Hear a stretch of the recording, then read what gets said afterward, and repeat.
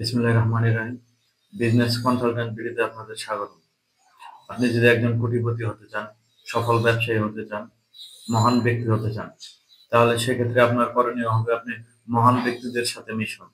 আপনি যদি আপনার আশেপাশে নেগেটিভ মানুষের সাথে মিশুন, যারা আপনাকে পিছনে ঠেলে দেবে, তাহলে আপনি কখনোই সফল হতে পারবেন না।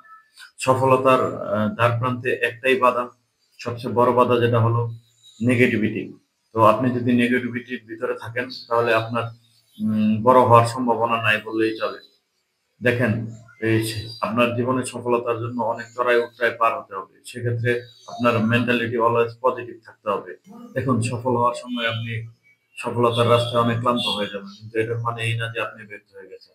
সেক্ষেত্রে আপনাকে চার্লি চ্যাপলিনের একটা উক্তি মনে রাখতে হবে যে এই জীবনে কোনো কিছু স্থায়ী না, এমনকি আমাদের সমস্যাগুলো না। তো জীবনে যারা সফল হয়েছে, প্রথমে তারা মানসিকভাবে সফল হয়েছে, তারপর তারা সফলতার যে দ্বারপ্রান্তে পৌঁছেছে ওটা তাদের দ্বিতীয় ধাপ।